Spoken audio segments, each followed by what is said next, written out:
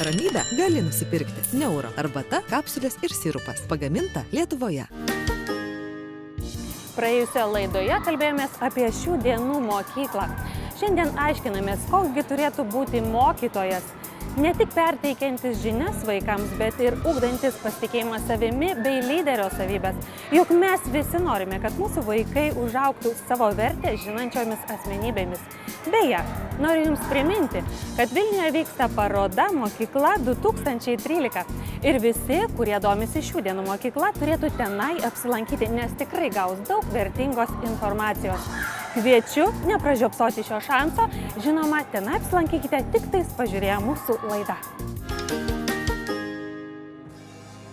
Šiųmetės parodos Mokykla 2013 viena pagrindinių temų lyderystė švietimo sistemoje pasirinkta neatsitiktinai.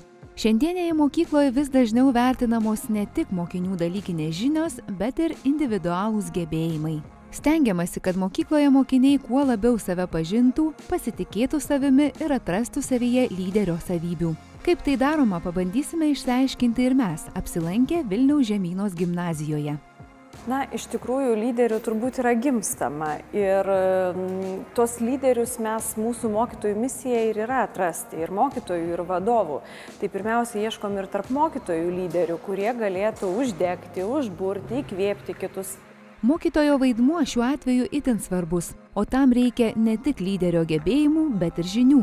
Per ugdymo plėtotės centro organizuojamus seminarus ir kursus pedagogai turi galimybę konsultuotis ir mokytis atpažinti lyderius ir padėti jiems atsiskleisti.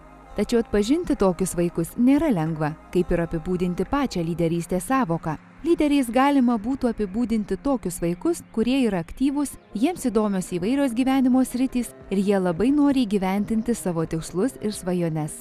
Pasak specialistų, lyderio savybių tam tikroje veikloje gali turėti kiekvienas. Bet jei šios savybės nebus ugdomos ar pastebėtos, lyderystė gali būti užslopinta. Kartais gali būti, pavyzdžiui, žmogus gimęs gerai puikiai dainuoja, kitas gerai šoka, kitas, pavyzdžiui, gražiai labai veda renginius, turi gerą tartį. Kitas, pavyzdžiui, puikiai veda, sakysime, savo komandą kokiam nors svetimame mieste ir parodo kelią arba suorganizuoja šaunų vakarėlį. Tai kas tai yra lyderystė? Tai kažkoks vienas gebėjimas yra kažką daryti truputėlį geriau negu kiti. Netgi ne daug geriau daryti, bet truputėlį daryti geriau. Pagrindinė link lyderystės vedanti savybė – pasitikėjimas savimi. Pedagogų nuomonė, labiausiai lyderio savybėms atsiskleisti padeda mokinių iniciatyva organizuojant mokyklos renginius, dalyvaujant įvairiuose projektuose ar vykstant į žygius, iškylas ar keliones. Mokytojai iš tiesų didelės pastangas deda norėdami padėti mokiniams atsiskleisti, parodyti jiems platesnį pasaulį, kuris yra už mokyklos ribų, kad vaikas galėtų jį pažinti, pritaikyti savo gebėjimus arba juos atrasti. Bene kiekvienoje mokykloje galima atrasti ir tokią organizaciją kaip mokinių taryba. Čia dažniausiai galima sutikti tuos, kurie ne tik aktyviai skelbia mokinių balsą, bet ir padeda susikalbėti mokytojams ir mokiniams. Mokinių taryba tai yra mokinių savivaldos organizacija, kuri turi galimybę atstovauti visų mokinių poziciją ir ne visada šita pozicija sutampa su mokyklos administracijos arba su mokytojo pozicija. Tai yra mokinių balsas ir tai yra galimybė jiems formaliai būti išgirstiems. Vis dėlto mokiniai ne visuomet kompetentingi vertinti vieną ar kitą mokyklos sprendimą. Tačiau, pasak pedagogų, visuomet stengiamasi žiūrėti į mokinius kaip į lygiaverčius partnerius, o to tikrai nebuvo prieš gerą dešimtmetį. Ir tai iniciatyvių lyderio savybėmis pasižyminčių mokinių nuopelnas. Mes pradėjome kažką daryti ir vien dėl to, kad mes darėme, jau dėl to mes buvome išgirsti ir iš karto atsirado tokių nuolankesnių sprendimų tiek administracijos atžvilgių, tiek mokytojų atžvilgių. Mokinių taryba ir mokyklos administracija gali girdėti vieną kitą ir bendrauti visos mokyklos bendruomenės labui. Tai įrodo tokie projektai kaip Misija įmanoma, kuomet patys mokiniai kontroliuoja vieni kitus ir stengiasi nepraleisti pamokų. Taip pat patyčių tema, kai vyresnių klasių auklėtiniai pasakoja savo patirtį ir dalyja patarimus jaunesniems, be abejo ir tolerancijos dienos minėjimas, tądien rengiantis dryžuotai arba taškuotai.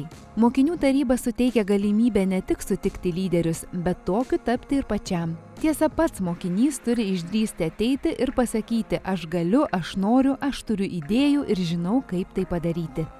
Mes sakom žmonėm, kad jie tikrai visada gali ateiti patys, pasisakyti savo idėjas, savo visus, norus.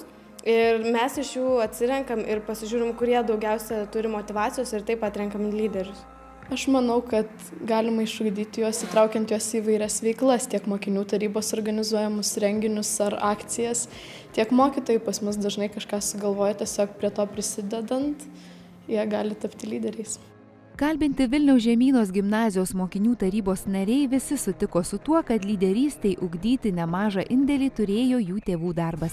Nuo pat mažens vaikai buvo skatinami išbandyti save kuo įvairesnėje veikloje.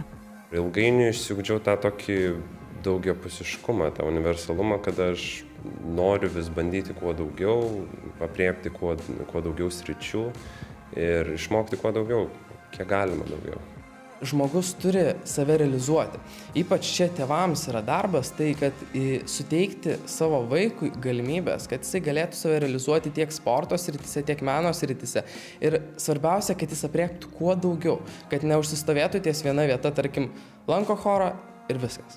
Kuo didesnės galimybės vaikas turi išbandyti save įvairių rūšių veikloje, tuo didesnė tikimybė atrasti savyje lyderį ten, kur labiausiai patinka ir daryti tai, ką labiausiai sugeba. Nuo nesėkmės atveju nenuleisti rankų ragina ir patys mokiniai.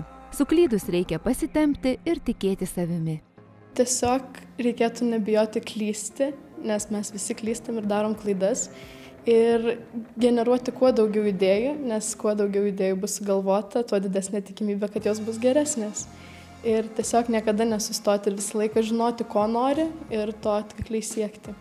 Taigi lyderiai šalia mūsų, tai reikia juos priimti tokius, kokie jie yra ir pasitikėti jais, o tai didžiulė paskata ir galimybė augti. Ramybę gali nusipirkti. Neuro arbata, kapsulės ir sirupas. Pagaminta Lietuvoje.